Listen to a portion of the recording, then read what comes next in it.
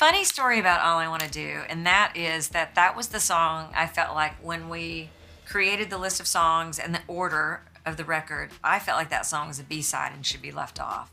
Hi, I'm Sheryl Crow, and I'm going to answer 8 questions before 8. And in order to do that, I'm going to put my reading glasses on.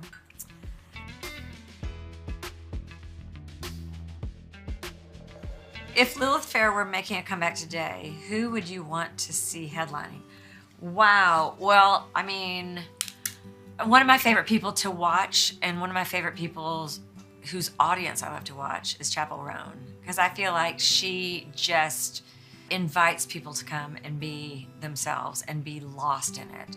And I feel the same way about Pink. We spent some time opening up for Pink, and you look out at Pink's audience and they're everything. They're every color. They're straight, they're gay, they're young, they're old, they're in sequins, they're in cowboy hats. I mean, it is so diverse and everybody is there for it. So those two people would be amazing. Wonderful to see Brandi Carlile. That's a whole different audience. I mean, somebody who rocks would be cool to see, like Olivia Rodrigo, you know, just all the youngins. There's so much to choose from. There's so much good stuff. You've toured with your band for over 15 years. What's the craziest memory you have from being on the road with them?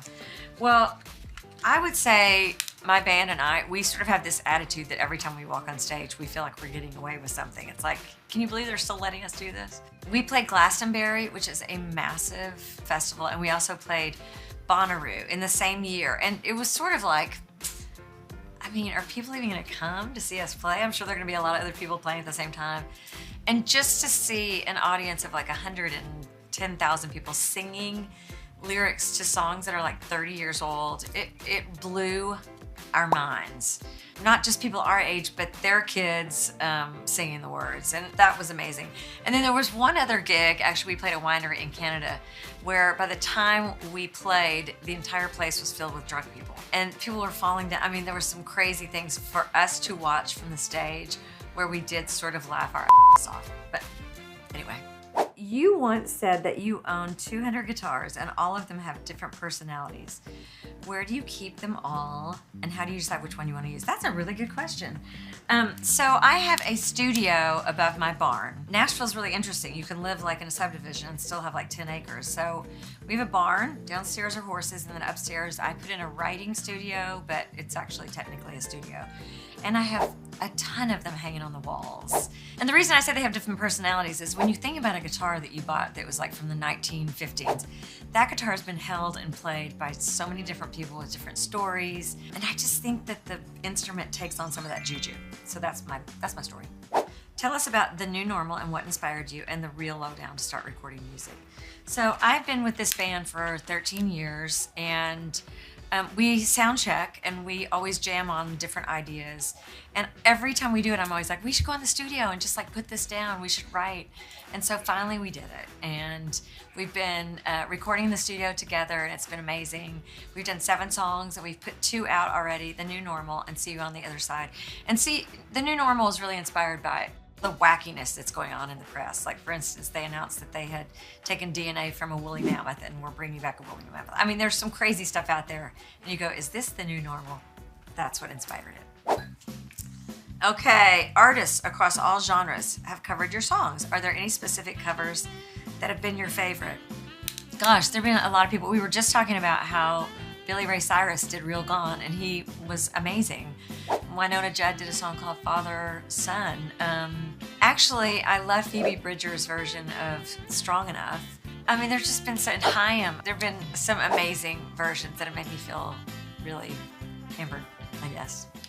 Many people are reliving the memories of Lilith Fair after watching the new documentary. How does it feel to look at the female-centric pop landscape today, knowing that you had a hand in shaping it? Ugh.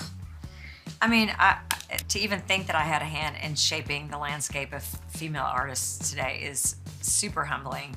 There's so many amazing artists from every genre of music and great players that it really gives me hope about the future. And I know that sounds kind of grand, but I think art always documents who we are throughout history, and there's an incredible artistry coming out of these young women who are writing amazing lyrics and who are great players, and So it's really cool, and I do believe that Sarah McLachlan bringing all of us women together and proving more than one woman on a bill can sell tickets was instrumental, I think, in pushing that idea forward. 30 years ago, you won your first Grammys for All I Want to Do. Did you know it was going to be a hit when making that song? So, funny story about All I Want to Do, and that is that was the song I felt like when we created the list of songs and the order of the record, I felt like that song was a B-side and should be left off. And it was my brother, who was a sophomore in high school, I think it was. No, a sophomore in college, who was like, that's the best song on the record. That's going to be the hit. That's the song that all me and my friends love. You've got to put that on the record. That's going to be a big hit. And I was like, really? And then I hired him as my A&R guy. No, I didn't really, but I should have.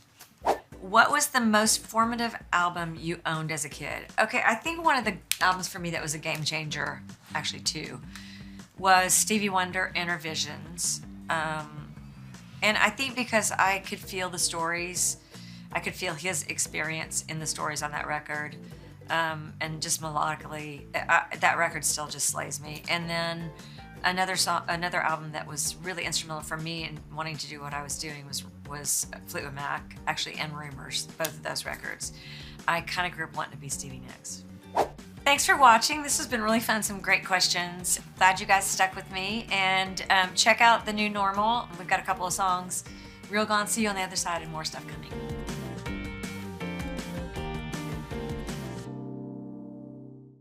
Hey, thanks for watching. And don't forget, you can catch the Today Show every morning on NBC or take Today when you're on the go. Just follow the Today podcast on Apple Podcasts, Spotify, or wherever you listen.